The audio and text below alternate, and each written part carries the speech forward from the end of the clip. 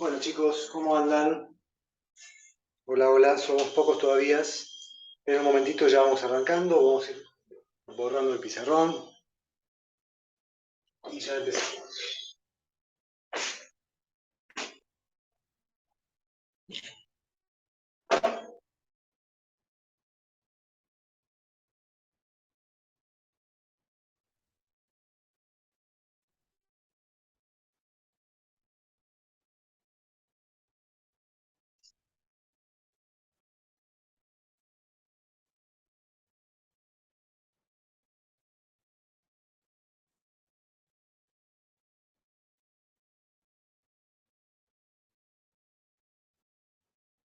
Bien.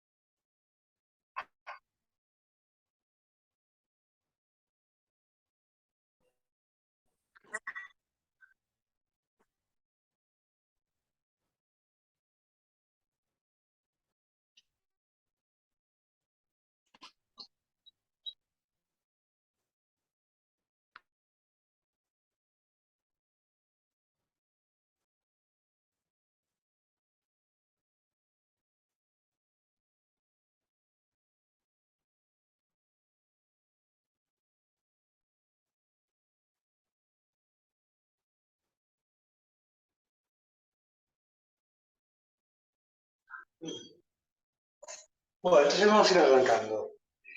Bueno, ¿cómo están? Primero, después de tanto tiempo, supongo que ya terminaron con los exámenes, así que ya estamos de nuevo aquí. No hubo mucho descanso, me imagino, porque ustedes acaban de terminar con los exámenes y ya empiezan de nuevo con esto. Pero bueno, ya vendrán las vacaciones en un par de meses. Entonces, habíamos dejado, digamos, en todo lo que era axiomática, ¿sí? Tenemos que empezar con la estructura de las teorías científicas. Eso es lo que vamos a ver ahora, ¿sí? Es decir, vamos a empezar a hablar de todo lo que tiene que ver con, eh, digamos, la forma en que vamos estructurando una teoría científica, pero partiendo de lo que ya sabemos, es decir, de lo que es la inducción, la deducción, es decir, con esos esquemas lógicos que fuimos viendo, esto del modus tollens, modus ponens, todo, y con todo eso vamos a ir armando un poco a ver cómo razona un científico, ¿sí? Porque hasta ahora, ¿qué es lo que hicimos? Bueno, pensamos un poco cómo se razona en general, y por eso yo les ponía ejemplos muy básicos cuando hablábamos de que si llueve me mojo, llueve, entonces me mojé. O no me mojé, entonces no llovió, modus tollens. Digamos, tratamos de entender las diferentes formas de razonamiento, pero en definitiva, para poder saber eso, ¿no? Una clasificación de diferentes formas de pensar. Ahora lo que tenemos que hacer es empezar a ver cómo las usa un científico, ¿sí? Es decir, cómo, partiendo de estas formas que ya conocemos, cómo las usa una y la otra y cómo las conecta, digamos, para poder armar una teoría. En definitiva, lo que tenemos que ver ahora es eso, cómo se arman las teorías científicas. Entonces, bueno, vamos a empezar viendo tipos de enunciados, ¿sí? ¿Se acuerdan que habíamos hablado en un momento eh, de los términos? Habíamos hablado de los términos generales, universales, ¿sí?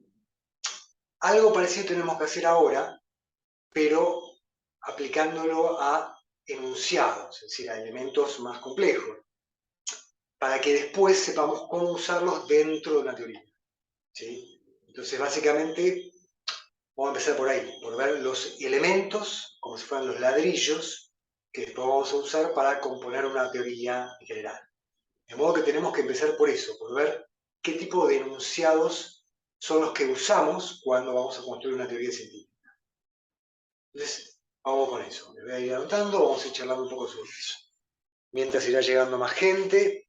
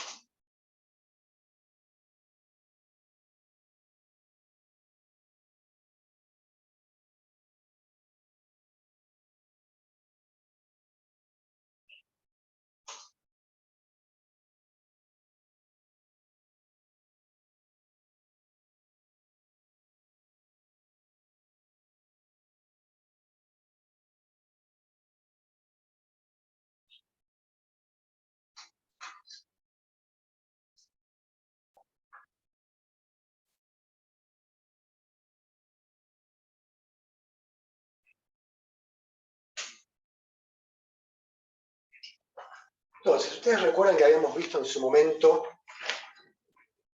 habíamos visto un tipo de enunciados, es decir, ya lo habíamos visto, lo que pasa es que estaba en función de otra cosa. ¿Sí? Ahora vamos a ver también tipos de enunciados, pero en función de las teorías científicas. Ahora lo van a entender.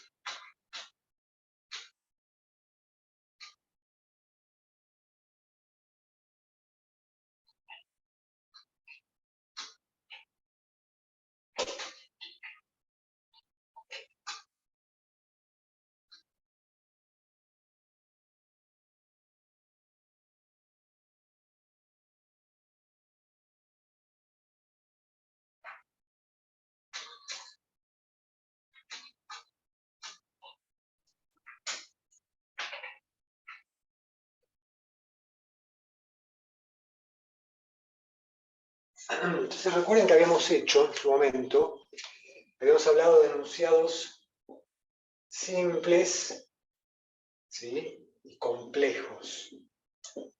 Esto que habíamos visto, como les decía recién, era como una suerte de pantallazo inicial que ahora vamos a completar. En su momento habíamos visto que los simples podían ser, esto si quieren copienlo, pero bueno, ahora vamos a otra cosa más importante. Esto es como un recuerdo, como un intento de refrescar esto, de recordarlo. Habíamos dicho que los simples podían ser singulares, universales, existenciales o estadísticos. ¿Sí? Digamos, eran diferentes tipos de enunciados según, bueno, la cantidad de, digamos, de sujetos que abarcaba, ¿no? Si era uno, si eran todos, en este caso de universal, si era uno o más, porque podía haber, si existe uno o más. Bueno, y dentro de los complejos, decíamos que teníamos justamente, los complejos eran donde aparecían las, digamos, los conectores, ¿sí? Los complejos, recuerdan que eran los que tenían en el medio una I o un condicional, ¿sí? Eran complejos porque tenían de algún modo dos enunciados simples conectados por una I, un condicional,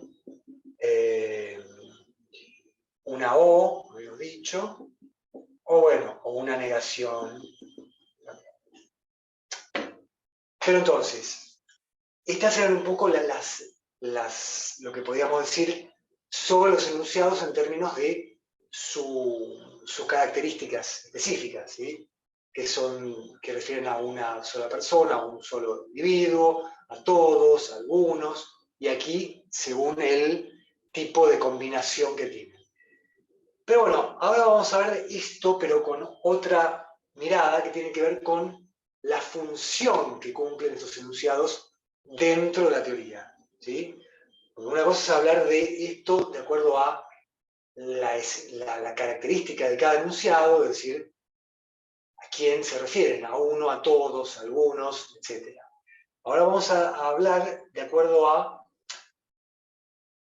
cómo funcionan dentro de la teoría. ¿Sí? Entonces vamos a ver que, por ejemplo, los singulares sirven para, digamos, un nivel básico. Entonces, muchas veces se los llama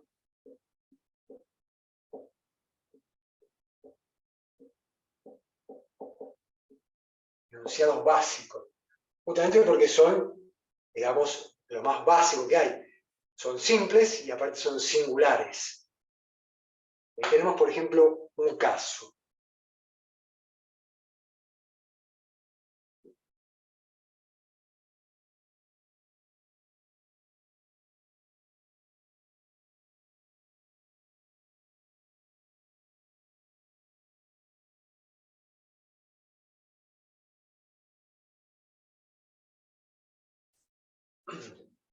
Bueno, y lo mismo va a pasar con los otros. Vamos a ver que los universales,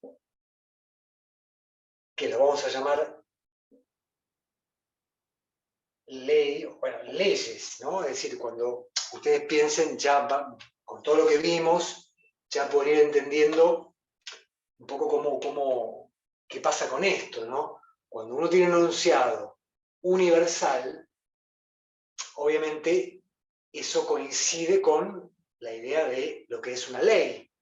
Una ley es algún tipo de característica o de propiedad que se cumple siempre en todos los casos, ¿sí? Como si dijera, todos los seres humanos son mortales. Claro, bueno, es obvio que abarca a todos, sí, me refiero a esta línea, ¿no? Universales. Es decir, abarca a todos los de ese grupo, todos los humanos. No es que abarca a todos los... Sí, uno podría decir todos los seres vivos, bueno, es otro enunciado. Quiero decir, también es correcto. Pero bueno, hablando de este caso, siempre usábamos ese ejemplo que decía, ¿no? Todos los hombres son mortales, Sócrates es hombre, entonces es mortal. Bueno, en ese caso, el primer enunciado era una ley, ¿sí?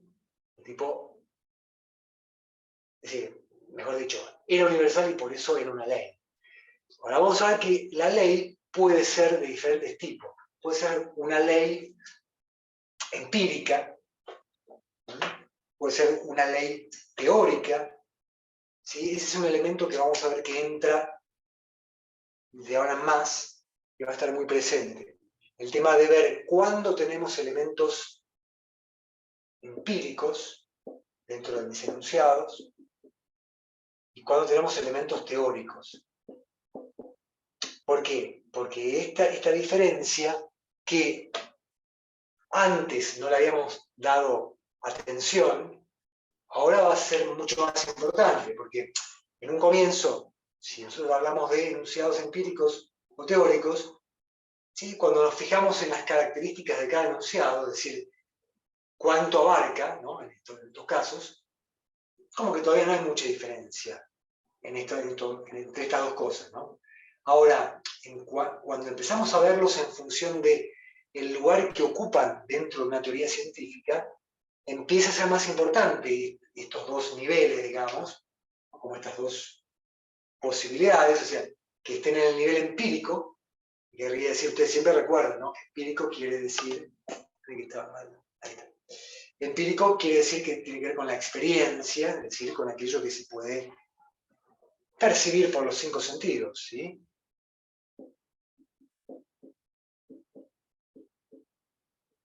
Es decir, experiencia, ¿no? Esto me lleva al tema de los 5 sentidos, porque yo solamente tengo experiencia de aquello que percibo por alguno de mis 5 sentidos. O sea, o lo veo, o lo toco, o lo escucho, bueno, o lo gusto, o lo huelo, digamos. Pero no hay otro campo de la experiencia posible salvo que esté incluido en alguno de estos sentidos. Entonces, si lo que estoy diciendo, si mi enunciado es empírico, pertenecerá únicamente al mundo de la experiencia, es el mundo de lo que yo puedo percibir y entonces puedo, de algún modo, vivenciar y ver que es así como me lo están diciendo. Pero si yo trabajo con este campo, el campo de lo teórico, entonces estoy trabajando con algo que es supuesto, ¿sí? En su momento habíamos hecho esta diferencia entre empírico y, creo que habíamos dicho empírico, cuando habíamos hablado del tema de lo a posteriori y lo a priori, que eran palabras que se usan para significar posteriori a posteriori, digamos, digamos, mejor dicho, a posteriori de mi experiencia, porque es que yo ya lo percibo y luego entonces lo puedo testificar. Y lo otro era a priori, porque es cuando la matemática, ¿no? Cuando digo 2 más 2 es 4, eso es a priori, tengo que experimentar, lo sé de antemano. Bueno, ahora con lo teórico pasa algo parecido, digamos, a lo que pasaba con 2 más 2 es 4. Parecido en el sentido de que tampoco requiere de la experiencia para darse cuenta. Pues yo cuando hago 2 más 2 es 4, no necesito sumarlo con los dedos. Con conocer los números y saber que 2 más 2 equivale a un número 4, ya sé que eso es una operación lógica que está bien hecha. Lógico-matemática, digamos. Lo teórico va por ese lado, pero tiene más que ver con el tema de que hay algún tipo de suposición en el medio, digamos, ¿no? Se refiere a una suposición. Porque la idea de lo teórico tiene que ver con que hay algo que yo lo sé, pero no como acá, porque lo experimenté, sino que lo sé, pero de manera teórica, porque lo supongo. ¿Sí? Entonces, esta diferencia ahora la vamos a ir aplicando a todo esto, pero yo se las doy como una diferencia básica, que de algún modo ya lo hemos visto en algún aspecto, pero bueno, nunca está de más repetirlo. Entonces, un ejemplo de esto, ¿cuál sería? Bueno, por ejemplo, cuando digo, acá van a ver que hay un montón de casos, que uno de entrada cree que no, pero después termina siendo teórico. Por ejemplo, cuando yo digo,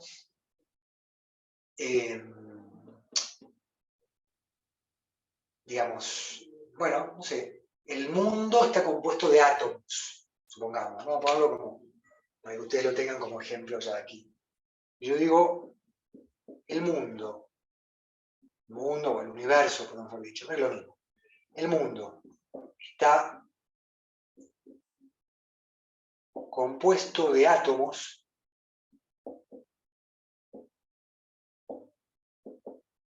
¿Qué pasa?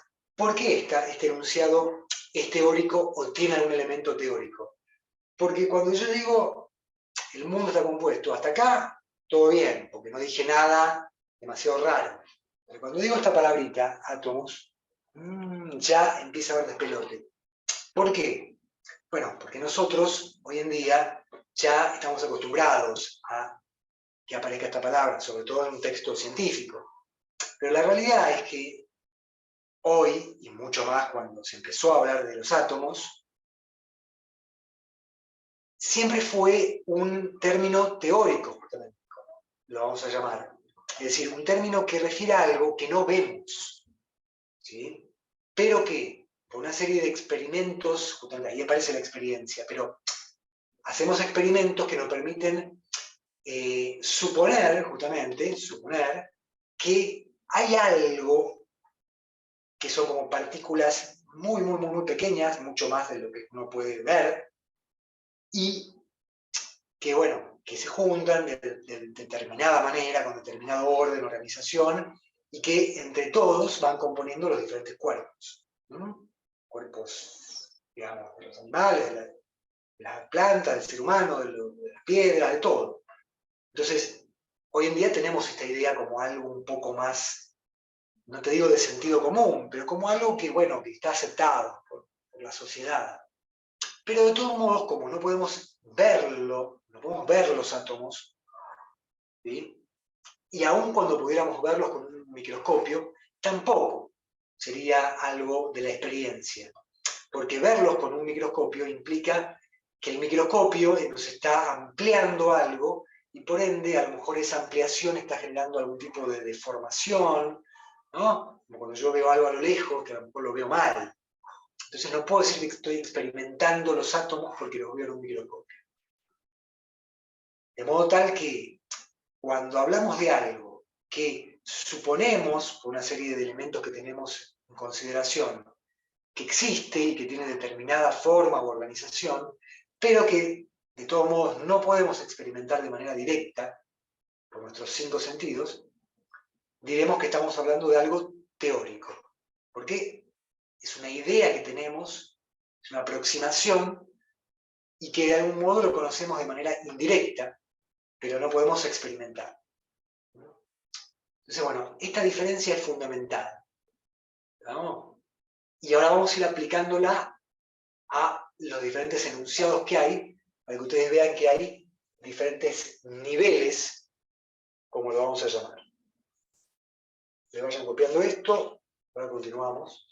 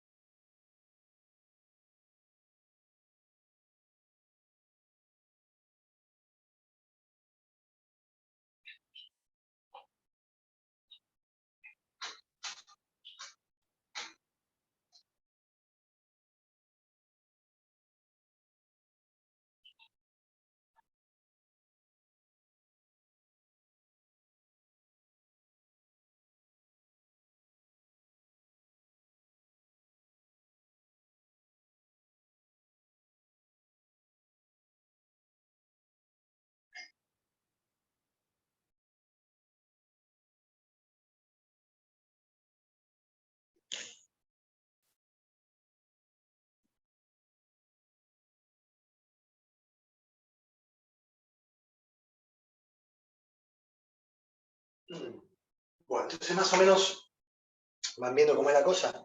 Esta diferencia, como les digo, es fundamental. Entonces, voy a borrar este pizarrón y porque esto era como un refresco de lo que ya habíamos visto, con el agregado este de que, bueno, había que entender cómo los pensábamos, este tipo de enunciados, pero de acuerdo a las teorías científicas. Entonces, borro todo y voy a empezar a clasificar bien cada uno de estos niveles, como lo llamamos, para que tengan bien claro todo, ¿no? Siempre tengan presente esto como fundamento, y ahora vamos a ir marcando todo. Entonces, borro esto.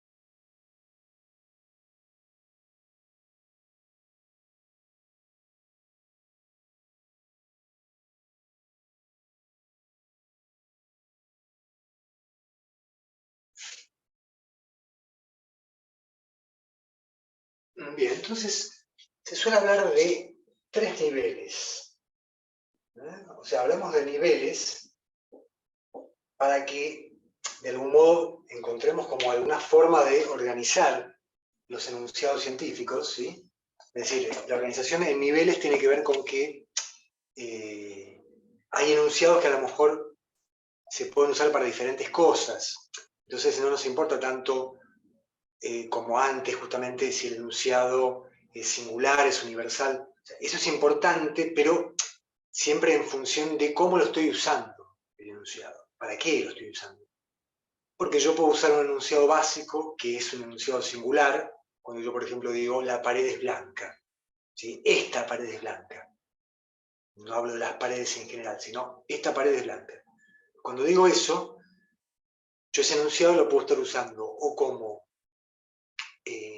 un enunciado para construir una teoría, luego, o al revés, lo puedo estar usando para contrastarla, que es lo que vamos a ir viendo en esta parte del curso. Es decir, cuando yo hago un experimento para ver si mi teoría es, digamos, válida o no. La palabra válida es más para la lógica, para los argumentos.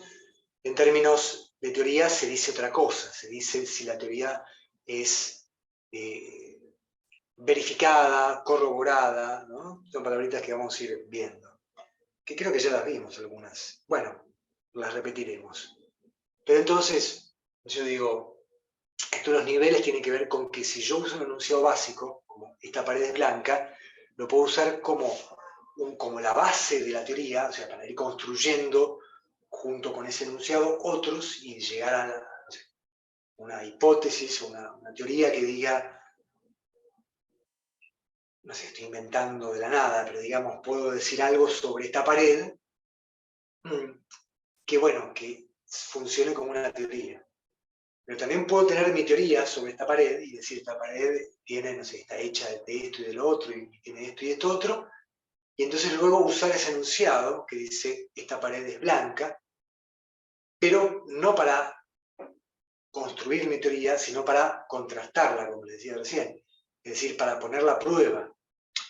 Porque el enunciado básico es un enunciado simple que habla de algo muy, muy puntual, entonces me permite ponerla a prueba. Ya vamos a ir viendo cómo. Pero bueno, por eso digo que según en qué lugar de la teoría use mi enunciado, será un poco a qué nivel pertenece. ¿Sí? Entonces, sigamos con el tema de los niveles. Dijimos que tenemos nivel 1, nivel 2 y nivel 3. Entonces, vamos a ver qué abarca cada nivel. En el nivel 1, básicamente, creo que no haya otra cosa. Lo fundamental de este nivel son los enunciados básicos, justamente como recién les decía.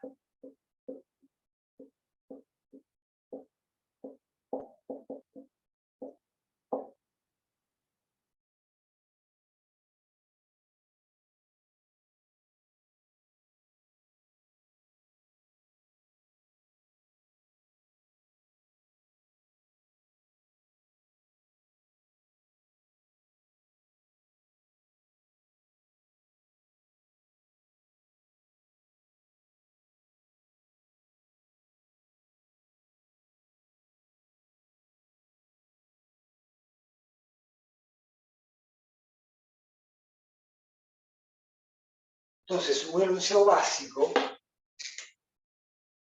es justamente un enunciado singular, ¿sí? Y esto es importante, porque hasta acá damos más o menos algo parecido a lo que ya sabemos. Pero bueno, además de ser singular, tiene que ser empírico.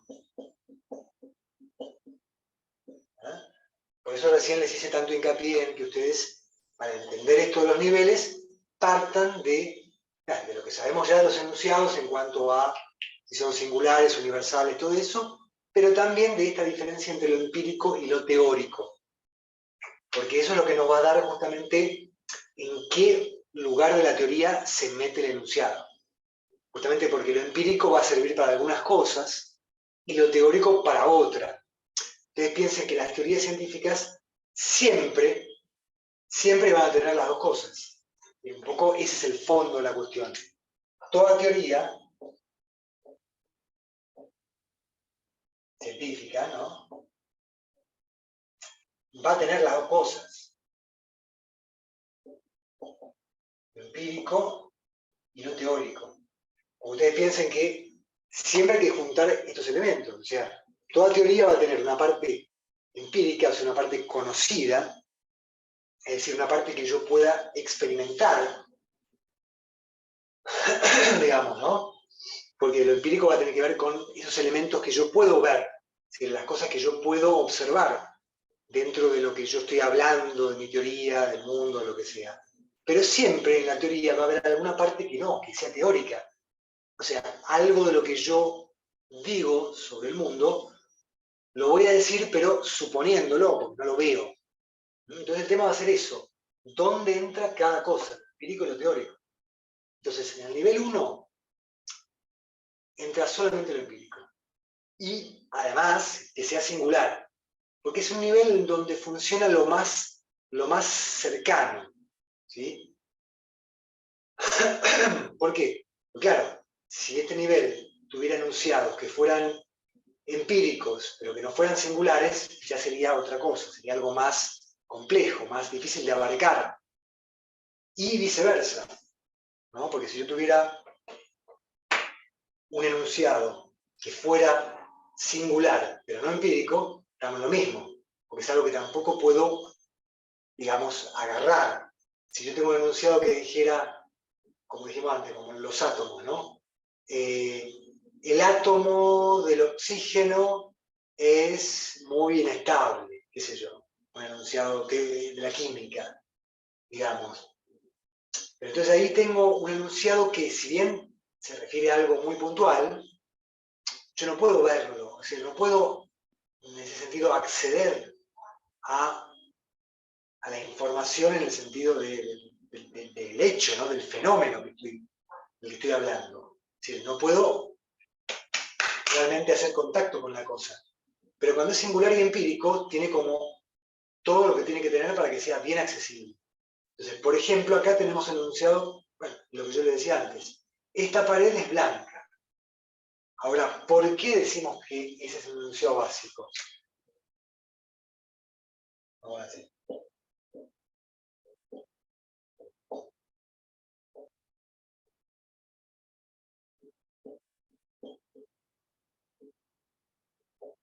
¿Por qué este es el enunciado básico?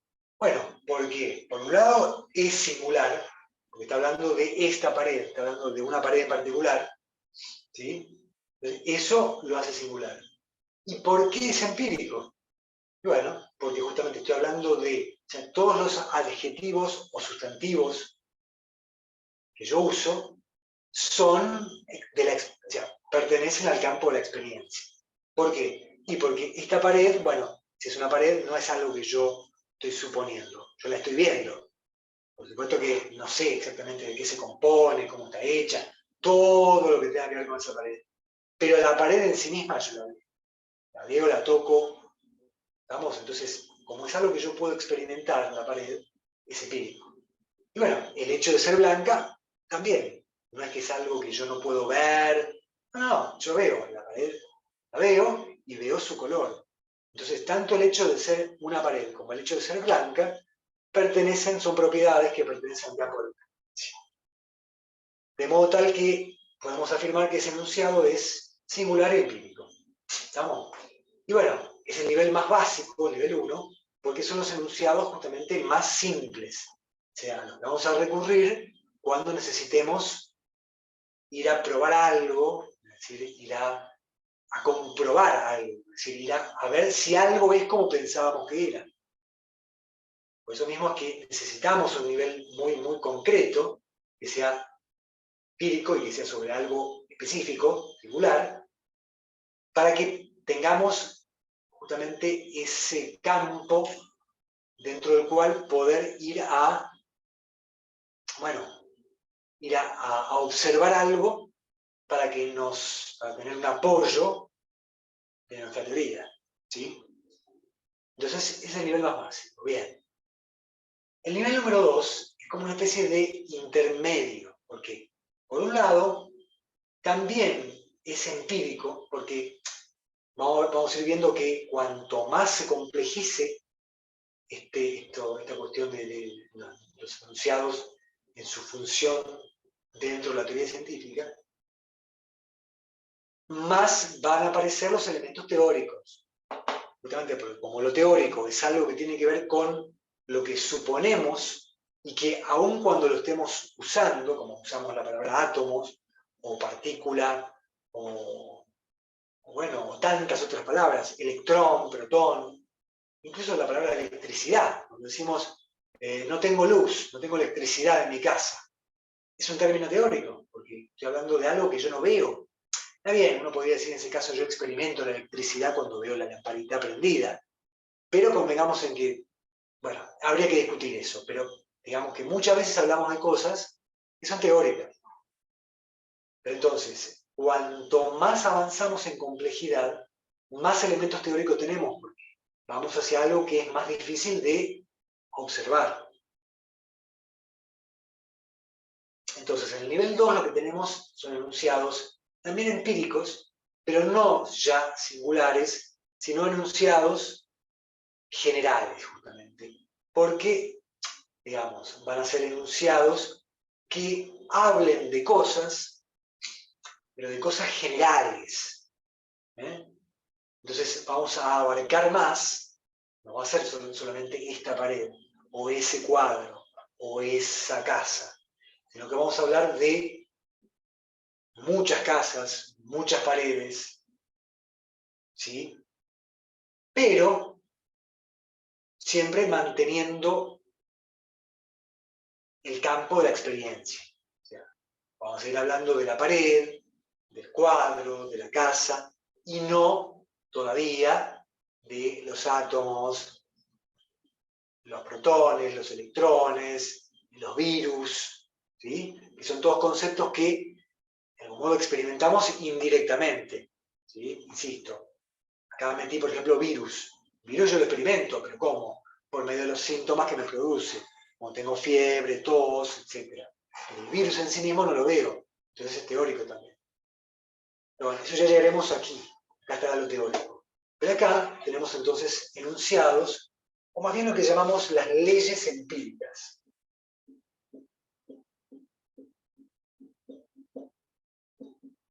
¿Sí? Son enunciados generales y empíricos.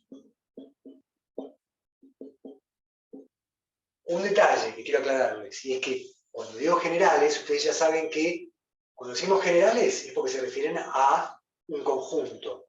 Pero claramente no es lo mismo decir general que universal, porque universal se refiere a todos, sin lugar a dudas. En cambio, general se refiere a, bueno, pueden ser todos, o sea, generales abarca tanto lo universal como lo estadístico, ¿sí?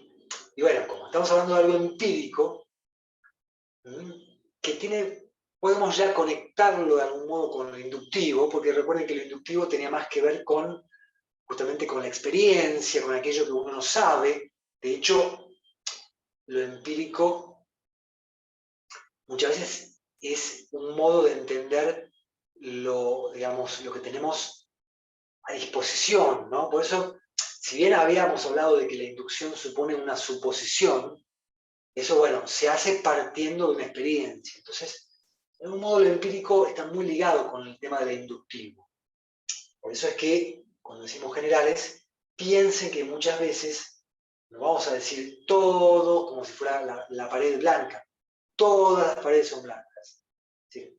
Porque probablemente no lo sepamos. No sabemos si todas son blancas o no. Entonces va a ser muy común que cuando digamos generales nos referimos, bueno, de todo modo, puede haber alguno que sea universal, ¿sí? Pero va a ser más común que sean estadísticos, ¿sí? Estadísticos o, eh, como decíamos en su momento, bueno, estadísticos o porcentuales, no quiero decir, pero es lo mismo, en definitiva. Entonces, recuerden que generales abarca tanto los universales como los estadísticos, ¿sí? Eso. Y bueno, como decimos, también tiene que ser empírico. Entonces el ejemplo sería, por ejemplo, la mayoría, vamos a poner un ejemplo estadístico, la mayoría de las paredes son blancas. Parecido, pero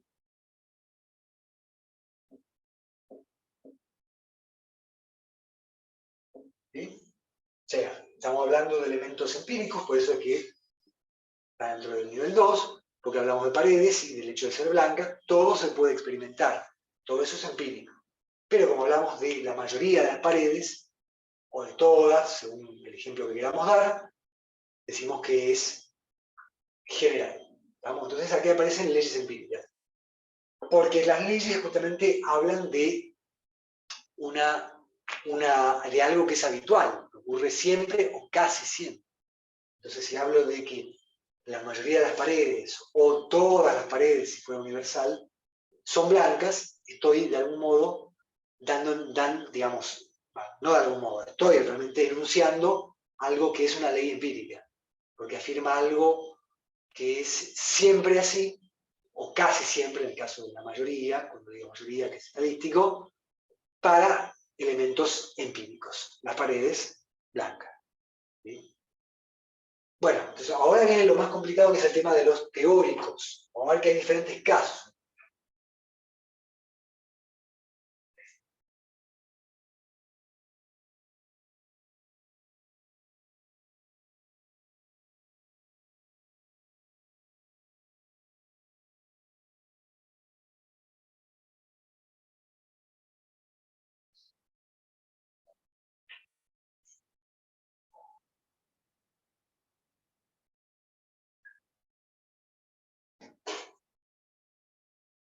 Entonces, en este nivel tendremos dos tipos de enunciados. Básicamente, los enunciados que tendremos aquí serán, primero voy a poner cómo son y luego los vamos a nombrar, ¿no? Porque este es el nombre, enunciados básicos, leyes empíricas. Los enunciados van a ser o teóricos, ¿sí?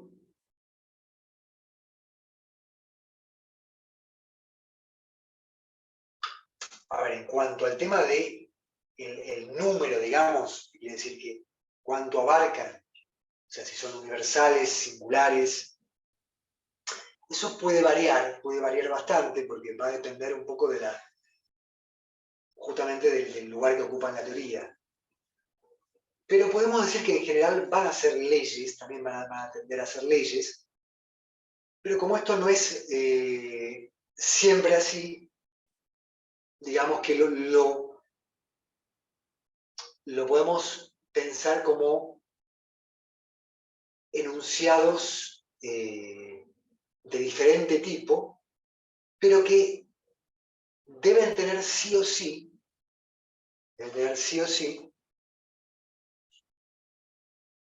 algún elemento teórico,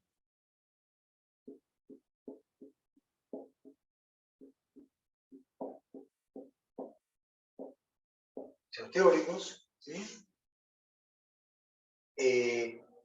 O, y o, las dos cosas, mixtos. Cuando decimos mixtos, estamos hablando justamente de que son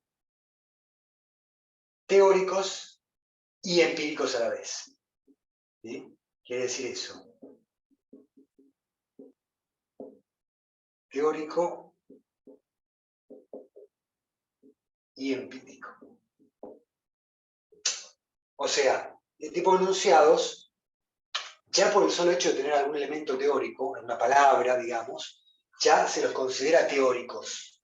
Por eso mismo están en el nivel 3, K. Porque cuando entran los elementos teóricos, ya es como que estamos dentro de un campo del conocimiento que, justamente, por ser teórico, está dentro de una especie de limbo, digamos, ¿no? Por decir así. Está como en otro lugar, porque son cosas que no sabemos, es como un mundo de fantasías en algún sentido, porque no lo vemos con nuestros propios ojos, sino que suponemos la existencia de todo esto que les vengo diciendo, ¿no? Un virus, un átomo, un electrón. Entonces, bueno, es como que ocupan un plano de la realidad que está siempre como ahí en suspenso. Nunca estamos seguros de que existen estas cosas. Pero necesitamos suponerlas porque si no suponemos la existencia de algo teórico, no podemos avanzar. ¿Sí? Ustedes piensen un momento en eso, en la ciencia, la actividad del científico. Cuando el científico está trabajando en su teoría científica, lo que está haciendo es imaginar cómo son las cosas. Lo que pasa es que hoy en día ya tenemos tantas teorías científicas ya aceptadas y nosotros ya nacimos en un mundo interpretado, un mundo con bastante comprendido. Ya sabemos por qué llueve, por qué pasa esto, lo otro. Pero ustedes piensen que un científico cuando está construyendo su teoría, parte de cosas que ya sabe, o sea, sabe, supongamos que quiere explicar por qué llueve. Bueno, el tipo ya sabía cuando empezó a explicar eso, qué era el agua, qué eran las nubes, o sea, que estaban formadas por agua, bueno, y algunos elementos más. Pero en el medio de todo eso hay cosas que no sabe o que no entiende. Procesos, o algunos elementos, algunas cosas. Digamos, cosas pueden ser gases, vapores, líquidos, quiero decir, tanto procesos como sustancias. Entonces, para entender el proceso total de la lluvia, de que el agua se evapora, y que está allá, y que después cae, y todo eso, el tipo tiene que suponer algunas cosas, porque obviamente hay cosas que las tiene a mano y otras que no. Entonces, para explicar todo ese proceso de la lluvia, tiene que inventar una historia, digamos, donde va a usar algunas cosas que ya sabe y otras las va a inventar. Entonces, eso es el motivo por el cual tenemos que tener elementos teóricos en las teorías. Porque hay cosas que no las sabemos y que para poder entender todo un proceso tenemos que suponerlas, inventarlas, creer en ellas. Entonces, justamente, luego cuando hagamos nuestros experimentos para ver si la teoría es verdadera o no, por decir así, porque después tendremos otras palabras para decir eso, entonces, cuando hagamos estos experimentos, tendremos como ciertos criterios para ver si lo que yo supuse que era verdadero, estas palabras que digo, como la existencia de un virus, o un electrón, o un átomo, bueno, ahí podremos decir si lo que yo inventé puede existir o no. Igual no vamos a estar seguros porque para saber si existe o no tenemos que verlo. Hay cosas que no las podemos ver. Entonces tenemos que simplemente suponer que son verdaderas porque la experiencia, el experimento que hago, me permite, digamos, aceptar, por lo menos provisoriamente, que eso está, aunque yo no lo vea. El virus o el átomo, ¿sí? Son cosas que están, pero como no las puedo ver, las tengo que asumir como verdaderas en virtud de un experimento indirecto que yo hago. Ese es todo el proceso por el cual pasa todo esto que estamos hablando. Por el cual tenemos toda esta cuestión, ¿no? De que tenemos que utilizar también algo teórico. Bueno, a veces tendremos elementos mixtos, o sea, un mismo enunciado donde aparecen algunas cosas empíricas y otras teóricas. Y vamos a ir viendo que eso es muy útil, porque cuando hay un enunciado mixto, estamos conectando justamente estos dos ámbitos, ¿sí? Porque justamente, cuando, por ejemplo, cuando yo decía el ejemplo que les puse antes acá abajo, decía, el mundo está formado por átomos. Ese es un enunciado mixto. ¿Por qué? Bueno, porque por un lado hablo del mundo, que es empírico, porque yo el mundo lo veo. Ok, ustedes me podrán decir, no, el mundo no lo veo en su conjunto. Bueno, pero veo partes del mundo, o sea que yo sé que hay un mundo. Entonces, o sea, el mundo podría ser la Tierra, ¿no? Pero supongamos que con el mundo nos referimos simplemente a el lugar donde existimos nosotros. Entonces sabemos que hay un mundo, lo podemos experimentar, pero los átomos no. Pero bueno, al decir que el mundo, que es empírico, está formado por átomos, son teóricos, yo conecto ambas cosas. Entonces sé que en el mundo, que es un ámbito empírico, que se puede experimentar, hay elementos teóricos, que son los átomos. Entonces de ese modo es como que yo tiendo un puente entre esos dos elementos, teórico y empírico. Y de ese modo, esos puentes que voy haciendo me van permitiendo que yo vaya como cada vez acercándome más a lo teórico y entendiendo más cómo es, cómo funciona, todo eso. ¿Sí? Entonces, bueno, acá decimos que puede haber tanto elementos teóricos puros, vamos a aclararlo para que se entienda bien, ¿no? Porque ya dijimos que son mixtos, esto es puro, teórico puro.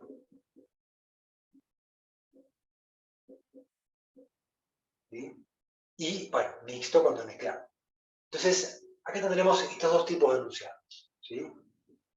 Entonces, el nombre también serán o leyes teóricas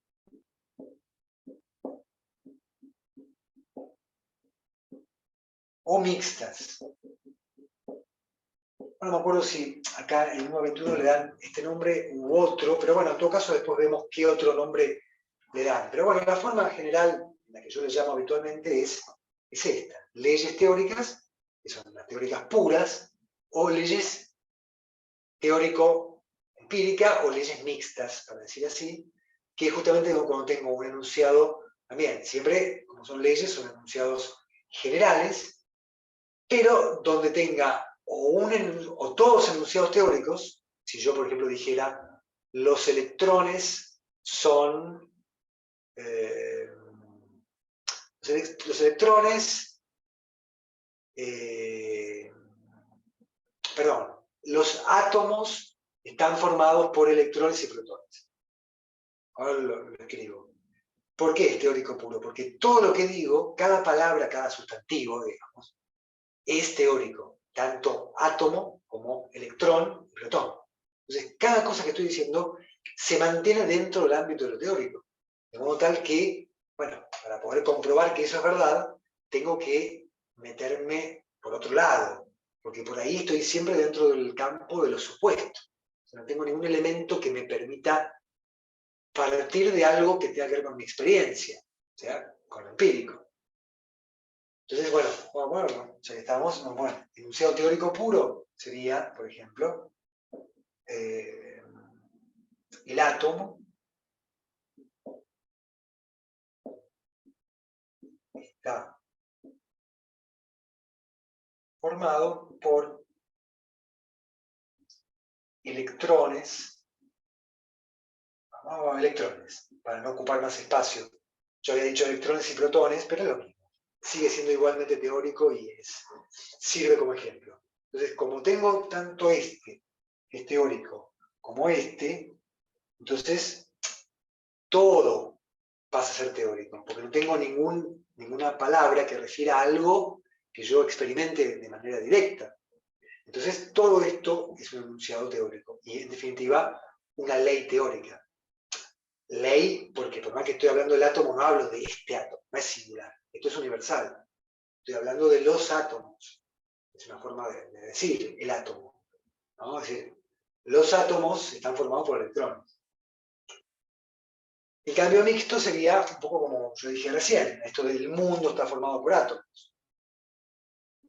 Entonces ahí el mundo pasa a ser, el mundo ya es empírico, entonces empírico, y bueno, está formado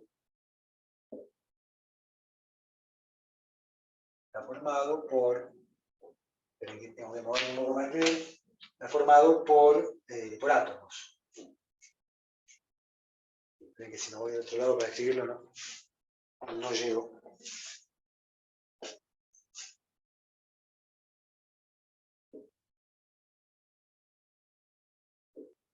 ¿Sí? Ahí se ve que este ejemplo es mixto porque tiene mundo que es empírico y átomos que son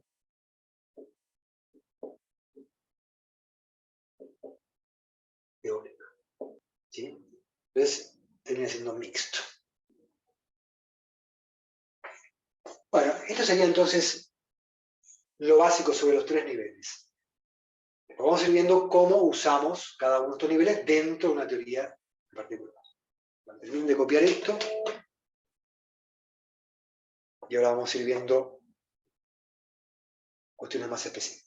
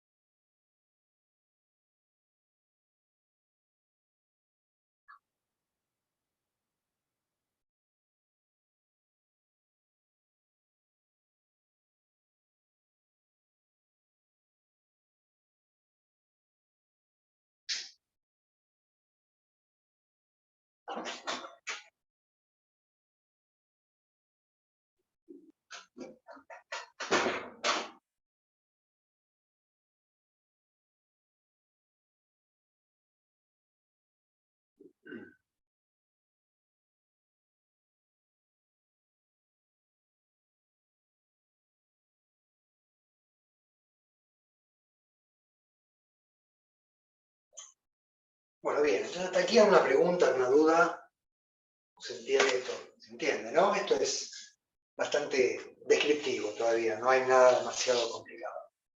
¿Ok? Entonces el tema, en realidad, es ir viendo, a ver, para qué lado,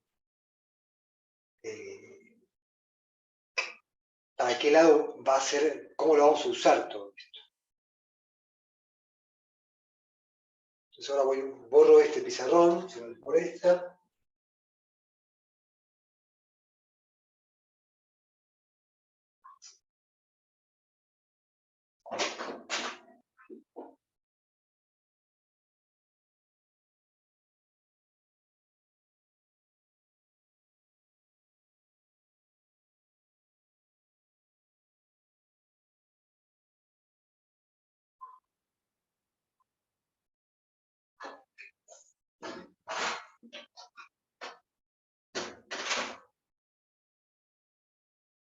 Bien, entonces.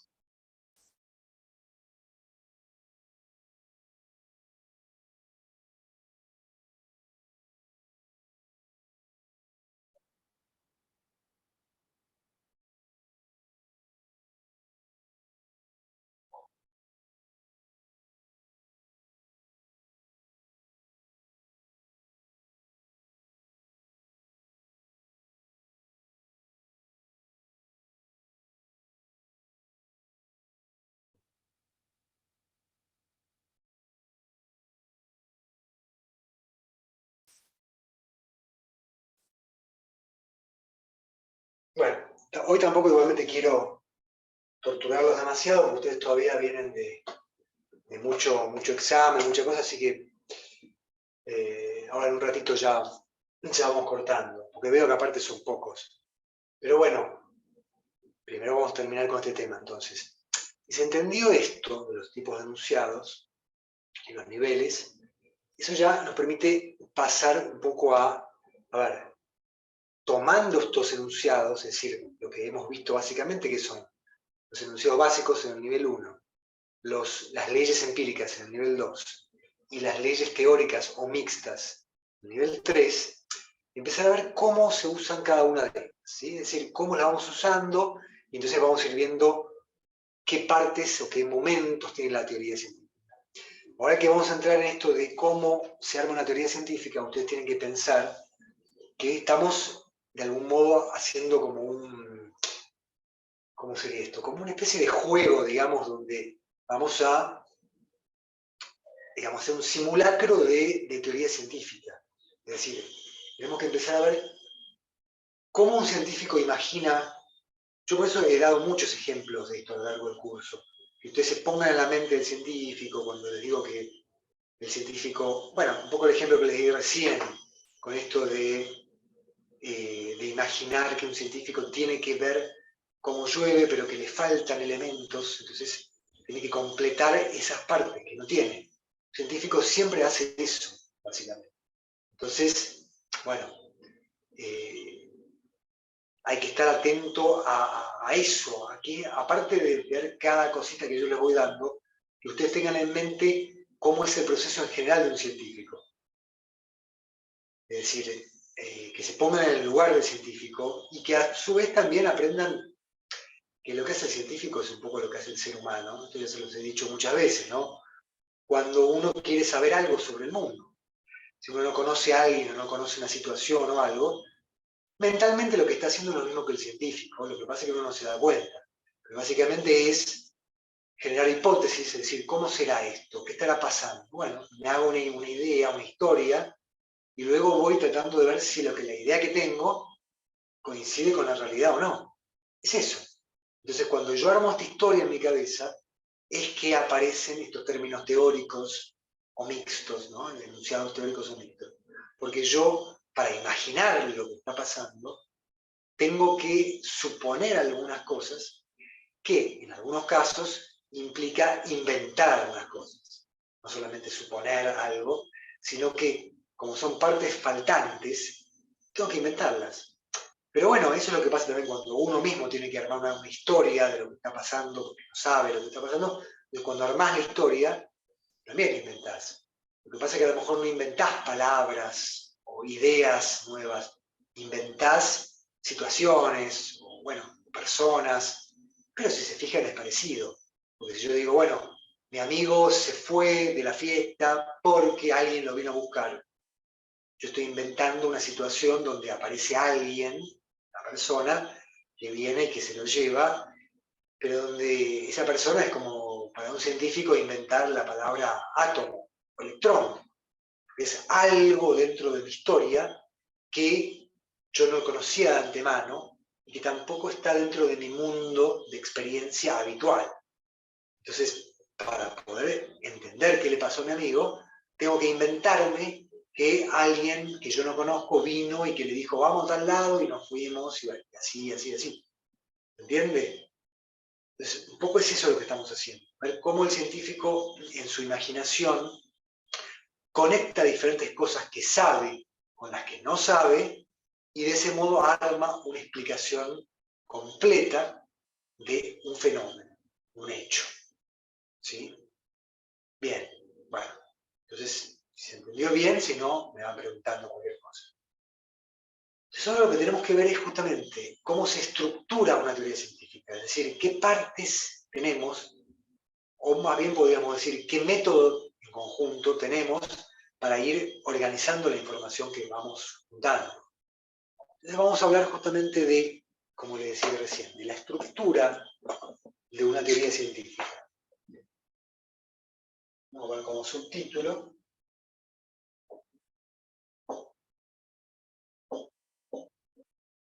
estructura. Sí, perdón, en realidad este título ya podríamos sacarlo porque ya lo vimos. Entonces vamos a ponerlo como título facultativo, estructura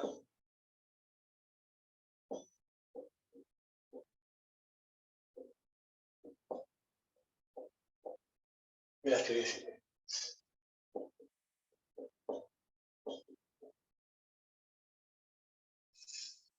Bien, entonces, ahora, a ver, tenemos que recordar un poco lo que vimos en deducción e inducción.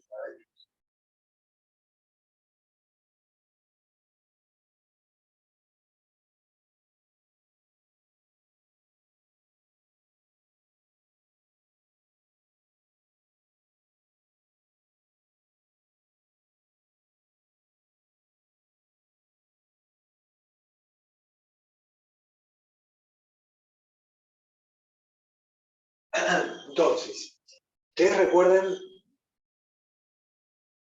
que tenemos, bueno, estas dos ramas más importantes de la lógica, ¿no? La deducción y la inducción. Y entonces tenemos que preguntarnos cuál de estas dos ramas es la que utiliza justamente el científico. Como ya sabemos, ¿sí? Esto pongo un poco a mí para que me vean, como ya sabemos, la inducción tenía una ventaja y una desventaja. Las dos tienen ventajas y desventajas. La deducción nos permitía conocer las cosas de las que estamos hablando, nuestros argumentos, de manera segura, pero por contrapartida no nos aporta nada nuevo. Justamente esa exactitud o esa certeza total que nos da viene de la mano con la consecuencia lógica de eso, y es que para estar seguros de algo tenemos que decir muy poco, porque si no, no vamos a estar tan seguros. Pero entonces, la inducción es el otro lado, donde tenemos cosas, decimos cosas interesantes porque suponemos cosas, nos obliga a ir más allá de lo que realmente tenemos a simple vista, que es lo que pasa cuando yo supongo, y miren, cuando yo decía, conozco un argentino que toma mate, otro que también toma mate y otro que también toma mate, de ahí supongo que todos toman mate. Cuando yo hacía ese salto, esa generalización por la cual decía que todos toman mate, estoy dando un salto por el cual abarco más de lo que yo sabía antes. O sea que hay un avance enorme entre saber que un argentino o dos o tres argentinos toman mate y saber que todos toman mate. Ese es el salto por el cual yo gano contenido. Pero bueno, la contrapartida de esto es que nunca puedo estar demasiado seguro de eso, porque es tan arriesgado ese salto que me deja como con agujeros por todos lados. Entonces yo no estoy seguro. Pero bueno, partiendo de ese salto justamente, uno puede pensar un poco la ciencia. ¿Por qué? Porque ustedes piensan que, bueno, cuando vimos axiomática, que era digamos, más ligado con lo científico, era ya como una aplicación más científica de la deducción, ahí teníamos un poco cómo usaríamos la deducción para armar cosas científicas. Pero ya vimos que eso se aplicaba justamente en algunas cosas como en la geometría, con Euclides, o en la matemática.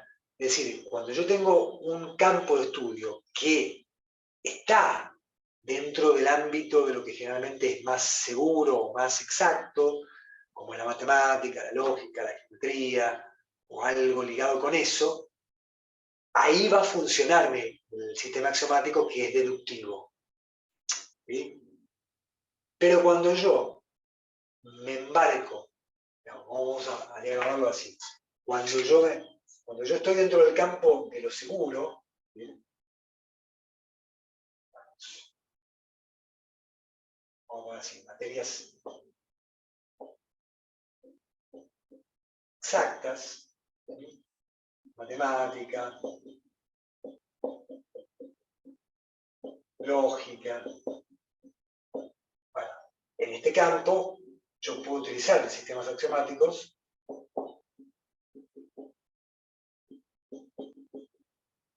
que, bueno, que justamente son deductivos, porque sé que todo lo que yo voy a decir y pensar dentro de estas materias, sé que va a estar, digamos, de algún modo contemplado por lo que me ofrece, por las herramientas que me ofrecen estos sistemas y la lógica deductiva. Pero cuando yo me salgo de acá, ¿no? Y quiero ocuparme de materias, digamos, menos exactas, que generalmente son las más ligadas con el mundo empírico, empíricas, como por ejemplo, biología. La física está como en el medio, digamos, ¿no? La física podríamos decir que está acá, ¿sí? Pero también un poco está acá porque utiliza mucho de la matemática y la lógica, entonces tiene una parte muy exacta, pero no podemos saber todo lo que tiene que ver con el movimiento de los cuerpos de manera puramente teórica, o por mera comprensión intelectual. Necesitamos ir a la experiencia. Y la física está como un poco en el medio. Pero bueno, después todas las demás son puramente empíricas. O sea, biología, digamos, química, ¿sí? Y por supuesto, mucho más aún, las que sean más humanas, ¿no? Es decir, economía, psicología, bueno, todo eso. Entonces, cuando estamos en este lado, bueno, ya está, quedamos tranquilos porque sabemos que podemos utilizar estas herramientas que nos van a dar certeza total. Investiguemos. Pero cuando queremos investigar sobre el mundo, sobre el mundo empírico, necesitamos acudir a la inducción. Es decir, ahí no tenemos otro recurso que realmente decir, bueno, a ver, necesitamos lo que sería una teoría empírica. Digo, ¿no? Para diferenciarla de un sistema axiomático. ¿No? Entonces, la teoría empírica siempre va a ser inductiva. Ahora, como este es un esquema, digamos, aproximativo, ya les voy aclarando que, bueno, algunos científicos van a pretender hacer teoría empírica, pero con argumentos deductivos. Pero bueno, vamos a ver cómo lo hacen, o sea, vamos a ver que ellos como que se limitan a algunas cuestiones y otras como que no les dan atención, y por eso pueden utilizar la deducción para lo empírico. Pero bueno, eso ya lo veremos luego con Popper, que es un autor que tiene que ver justamente con esta forma de pensar.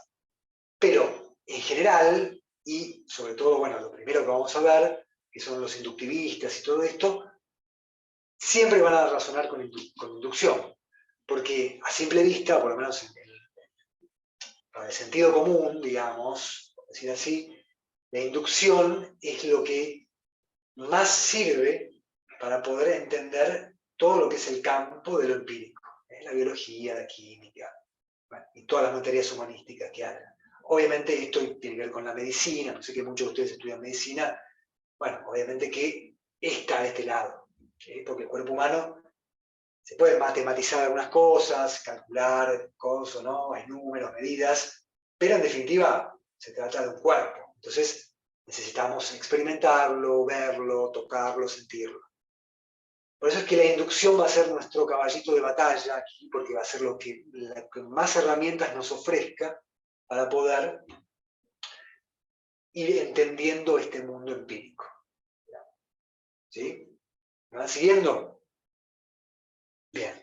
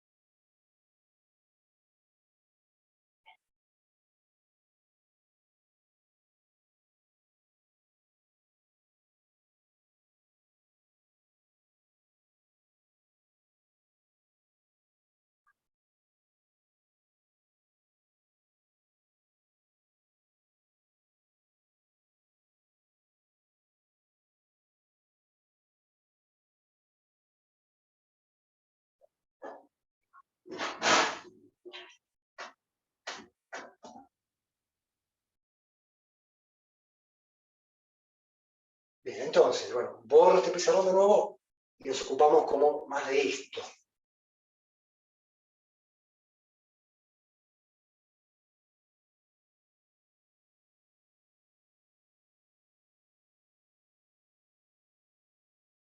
Bien. Entonces, si la inducción es lo que más nos interesa aquí,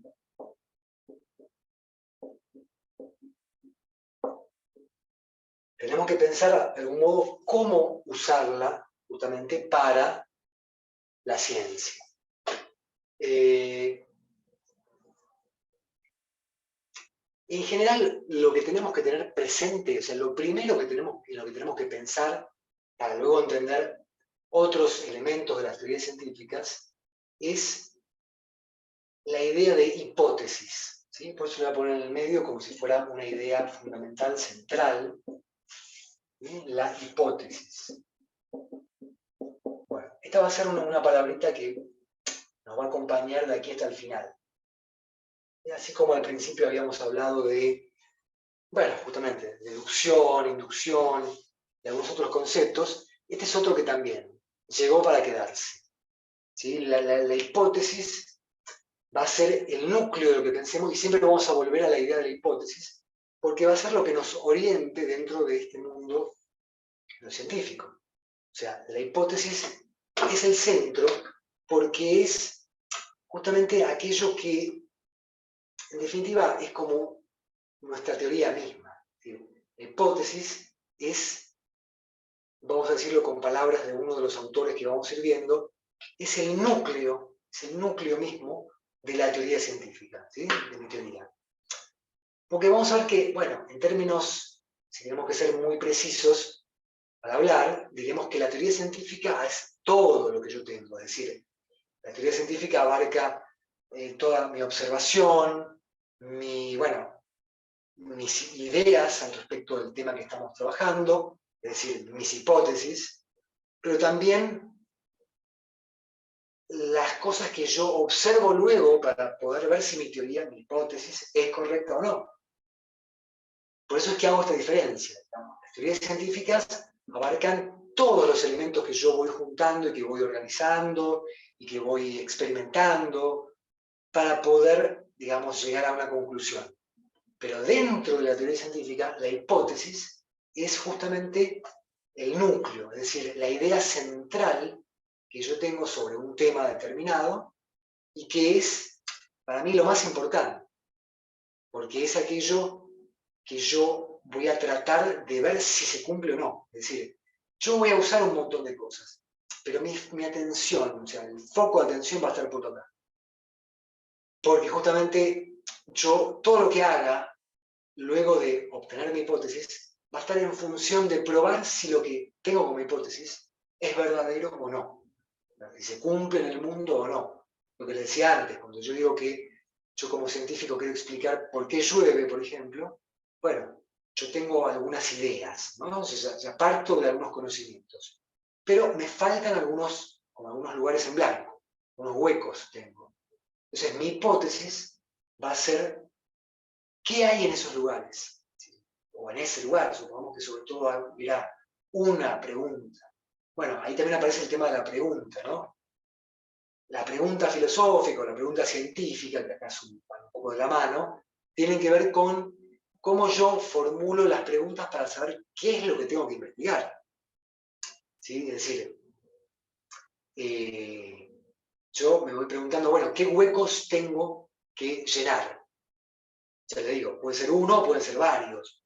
O puede ser que haya uno que sea el principal y que entonces ya entiendo mejor los otros. O a lo mejor todos esos huecos simplemente se pueden resumir en uno solo, digamos, ¿no? Hay como muchos enigmas, pero todos ellos tienen que ver con una misma cosa, con un mismo elemento. Algo que si yo logro entender, puedo entonces llenar esos espacios vacíos, blancos. Entonces, esta es la idea central. La hipótesis es lo que tenemos como elemento central de las teorías científicas. Eso mismo, de algún modo, nos permite también organizar nuestros datos, nuestra información que tenemos, como si fuera un antes y un después. Es decir, está de algún modo lo que tenemos antes de la hipótesis, ¿sí? Y lo que tenemos después. Porque justamente mi hipótesis no solamente me da un elemento para agarrarme y experimentar en relación con un tema, sino que a su vez me da sentido a lo que estoy investigando. Porque cuando yo estoy hablando de un tema, pero todavía no tengo mi hipótesis, es como si todavía no supiera de lo que estoy hablando. Recién cuando yo formulo mi hipótesis, es como que digo, ah, bueno, si lo que yo tengo que saber es esto dentro de este gran tema, ahora ya me doy cuenta de cómo enfrentarme con otros elementos, otras informaciones que tengo, otros datos, digámoslo así, a partir de mi hipótesis. Porque es como que mi hipótesis me da un criterio de prioridad. Yo ya sé que ahora tengo que ocuparme de esto. Entonces, todo lo otro, todo lo que no entre en mi hipótesis, es como que, bueno, vamos a tener que ver dónde lo ubicamos. Pero va a quedar en un segundo plano. Digamos. Entonces, este que es un esquema temporal, que es como un antes, luego una hipótesis y luego un después de la hipótesis, también se puede resumir de la siguiente manera. Esto que les doy es como, bueno, vamos pensando juntos. Si yo tuviera que especificar un poco qué es lo que pasa en todo este proceso, diríamos que lo que hay es lo siguiente. Primero, un momento de observación. O sea, el científico, ¿qué hace primero? ¿No? Porque ese es un gran debate. También vamos a ver que según cada filósofo de la ciencia, este camino tendrá algunas diferencias. Pero bueno, en términos muy generales, después veremos las teorías científicas que hablan sobre cómo se hace este camino. Pero primero vamos a darles una idea general de cómo es. Entonces, en términos muy generales, lo primero que hace el científico es observar el mundo. Porque si el científico no ve el mundo, no observa cosas que pasan, cómo se mueven las cosas, cómo se presentan los fenómenos, entonces nunca puede llegar a formular una hipótesis, porque todavía no sabe de qué está hablando. ¿Sí? Entonces lo primero que tiene que hacer el científico es la observación del mundo. Entonces de ese modo, ¿sí? ¿Qué hay? Bueno, hay una recopilación de datos. Recopila datos. Es decir, información sobre algún tema. ¿Vamos? Entonces, bueno, esto es como que, digamos, es lo primero. Pero luego cuando ya tengo los datos, ¿qué hago? Bueno, ahí viene justamente la hipótesis. Cuando ya tengo una observación suficiente del mundo, es decir, ya observé el mundo lo suficiente, porque si yo observo, pero así nomás, no alcanza. Pero cuando ya considero que los datos que tengo son suficientes como para que yo pueda empezar a justamente suponer cuestiones más generales, porque primero yo observo y veo cosas singulares, justamente. Recuerden un poco lo de los niveles, que de algún modo también tienen que ver con un proceso de complejización cada vez mayor. Entonces, en primera instancia yo estoy en el nivel 1, porque yo veo cosas, yo veo, el piano es de madera, el piano es marrón, esa pared es blanca, ese árbol es grande, esta casa es chica. ¿Ven? Siempre hablo de cosas puntuales. Este piano, esa pared, esa casa, este árbol. Entonces estoy en un nivel donde solamente veo cosas de manera directa, porque son o sea, porque son cosas singulares y porque son empíricas. Bueno, una vez que yo vi 10 árboles, ya puedo empezar a suponer cómo son los árboles en general. ¿Sí? Entonces, cuando yo tengo información suficiente, doy un salto, pero partiendo de los datos, no es que doy un salto al abismo, sino que digo, bueno, con los datos que tengo, voy a empezar a suponer cosas más abarcativas sobre esos mismos individuos o esas mismas cosas que estaba observando antes. Entonces, bueno, justamente, cuando yo tengo estos datos, doy un salto y entonces, ¿qué hago? Bueno, en un segundo momento, podemos decir que este es un momento número 1, pero no voy a poner números, para que no lo mezclen demasiado con el tema de los niveles. O sea, tiene que ver, como yo les dije recién, pero tampoco es exactamente lo mismo. Entonces, prefiero no poner números, simplemente pongamos momentos. ¿Sí? Entonces, luego de la observación del mundo, ¿qué viene? Y bueno, lo que les decía antes, ¿no? Yo generalizo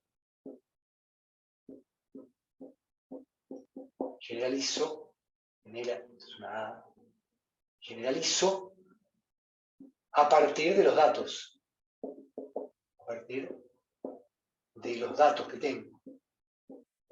¿Sí? Bueno, esto en definitiva es la hipótesis. ¿Sí? O sea, empiezo a construir hipótesis.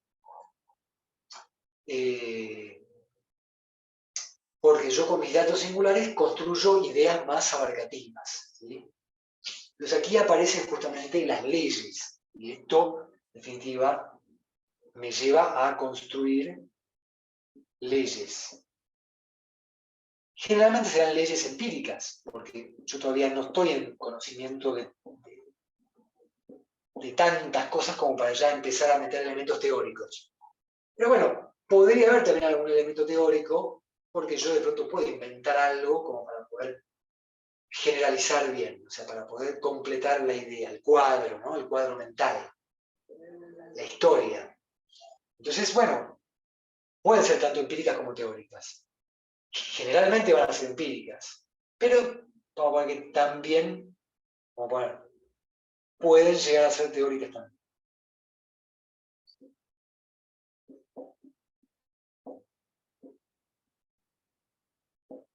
¿Sí? Se ponga así para que se entienda que generalmente van a ser empíricas, pero puede haber teóricas.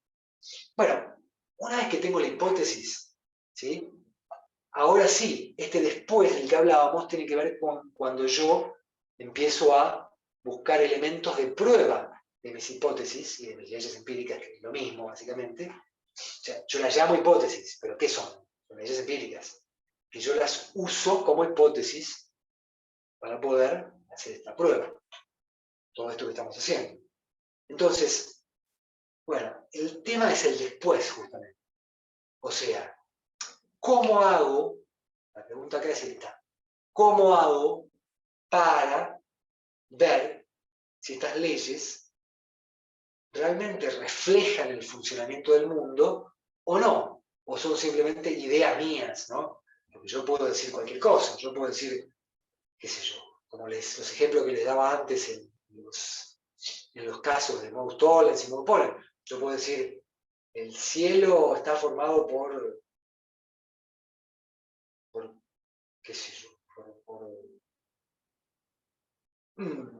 bueno, por helados de color celeste y las estrellas son como granizado, ¿no? O sea, puedo decir cualquier cosa sobre el mundo. El tema es cómo yo compruebo que lo que dije tiene algún sentido. Obviamente que no voy a decir cualquier cosa.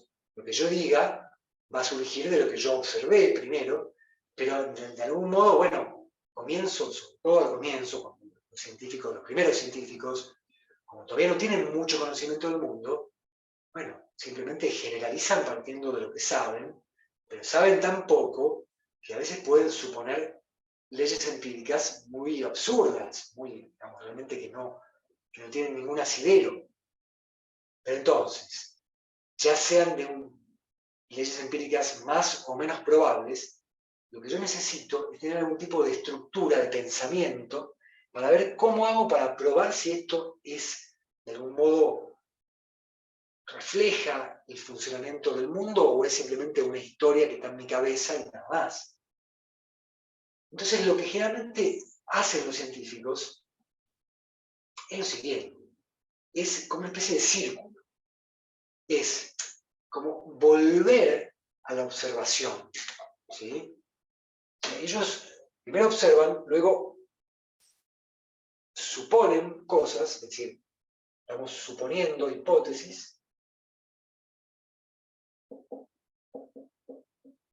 ¿no? Son suposiciones todas estas cosas que estamos haciendo, hipótesis, bueno, mis propias leyes, que son. Y luego, ¿qué hacemos? Volvemos a la observación.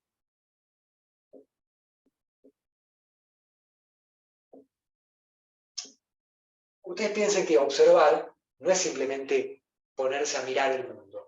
Observar es, digamos, que esto yo, bueno, un poco lo quise dar a entender acá. O sea, observar no es solamente salir a la calle y mirar.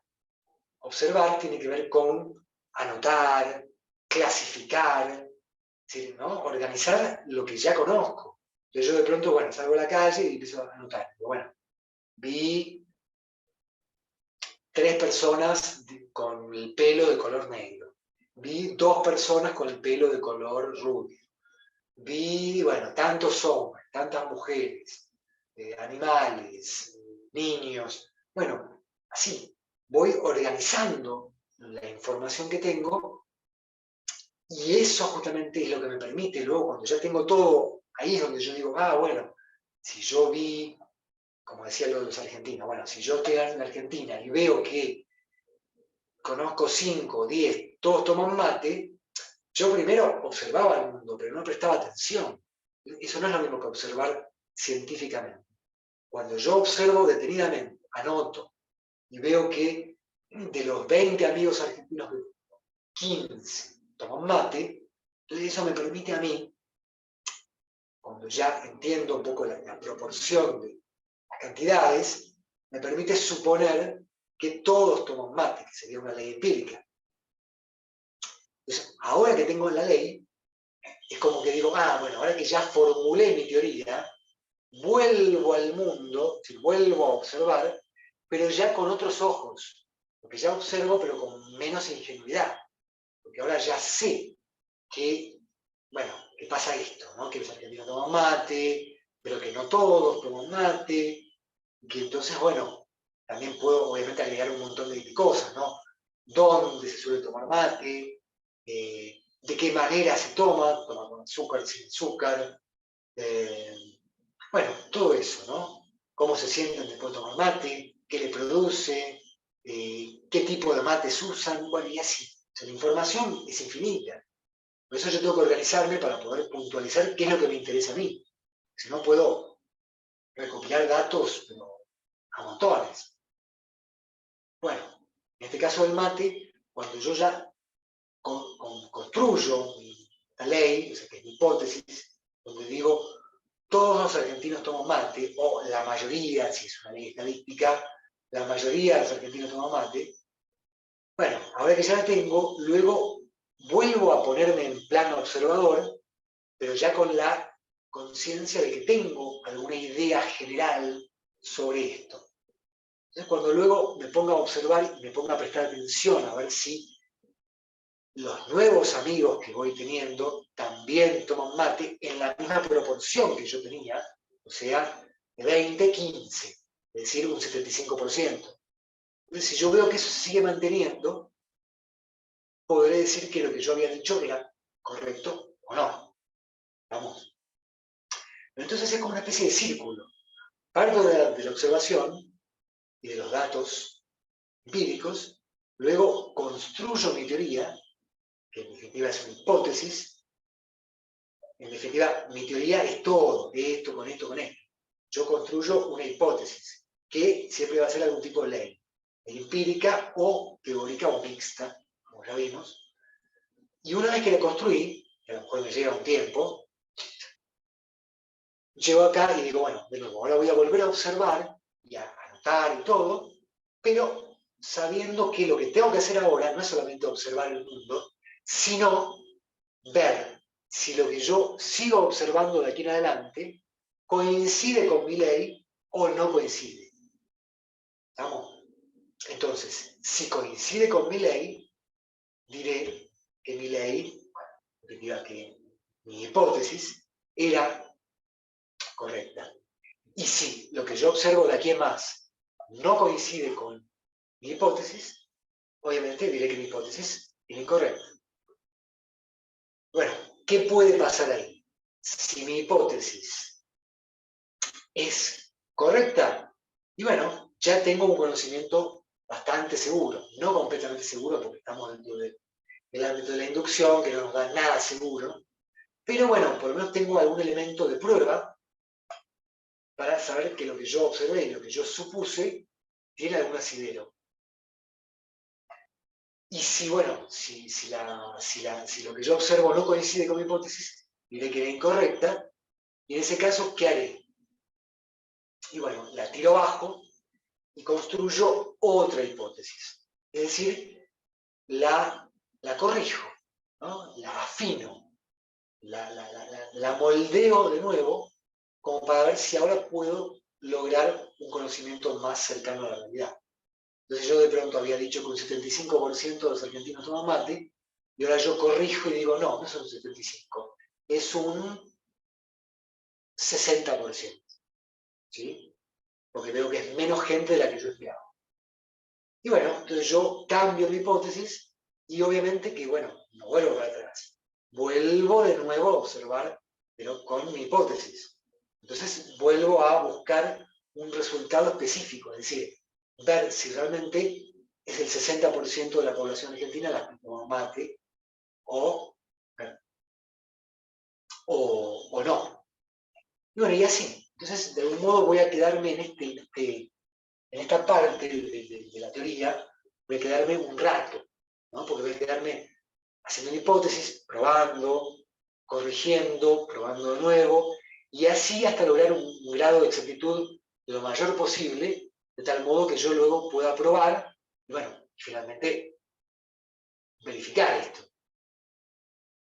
Bueno, obviamente que eso después, a lo mejor, bueno, la investigación termina, comienza otra, entonces luego comienzo a observar de nuevo, pero a lo mejor con otro criterio. En vez de buscar pensar en el tema de tomar mate, le agrego otro tema, que es el tema de tomar mate y cómo conecto el tema de tomar mate con la comida, qué sé yo, con fumar cigarrillos, cualquier cosa, ¿no? Digo, cuando yo ya llegué a un resultado, bueno, en definitiva, lo dejo y empiezo otra investigación que puede tener otros elementos, pero que yo puedo de todos modos usar ese resultado que obtuve como elemento también que me sirve para construir nuevas teorías, ¿sí? Pero bueno, eso después iremos viendo qué pasa con eso. Pero lo importante para ustedes es ver que hay un proceso que es de recopilación, de generalización de estos datos y luego de observación, pero que uno tendría que, digamos, para ser más exacto, o sea, es observación, pero es una observación que tiene más que ver con la experimentación.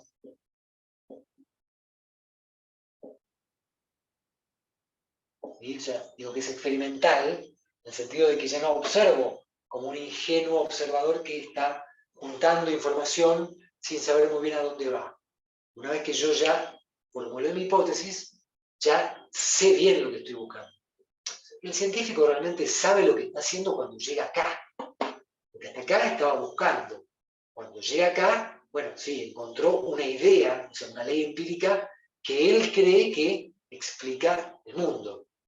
Cuando llega acá es cuando realmente se enfrenta con la realidad, porque tiene su idea y de nuevo observa, pero para experimentar, o sea, para contrastar si lo que él formuló es correcto o no. Entonces, bueno, el camino es hasta aquí. Después puede comenzar de nuevo y así, infinitamente. Pero el camino puntual del científico es este: observación, hipótesis, experimento.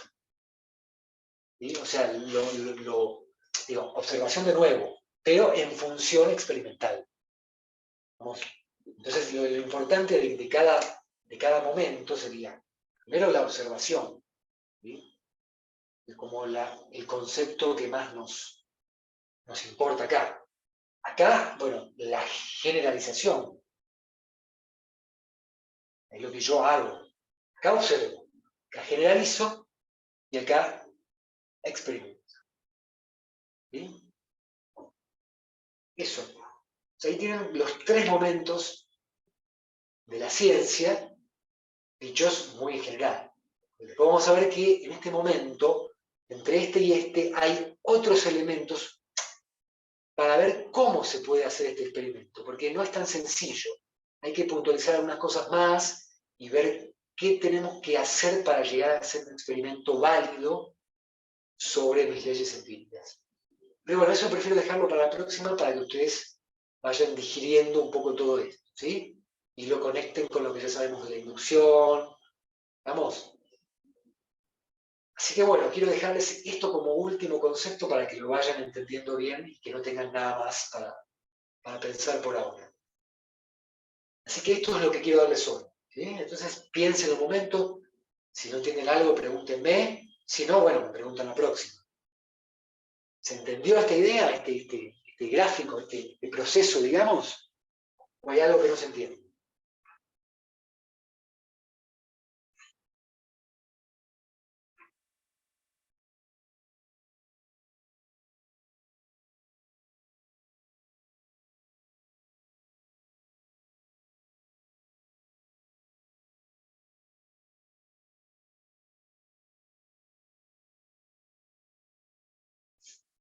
Bueno, supongo que se entendió entonces. De todos modos, como les digo, recién arrancamos estas clases para el segundo parcial, así que todavía hay tiempo.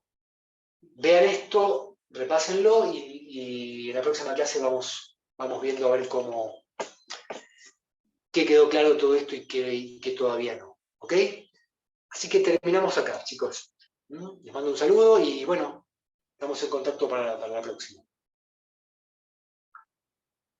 Mañana es feriado, o sea, generalmente con Gaby las clases las damos, pero bueno, eso a veces depende un poco también de los alumnos, cómo estamos, así que bueno, mañana yo después hablo del grupo, vamos a ver ese tema.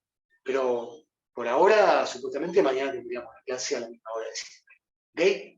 Así que bueno, los dejo acá, un saludo grande y nos estamos viendo pronto. Chao Luis, chao chicos, nos vemos la próxima.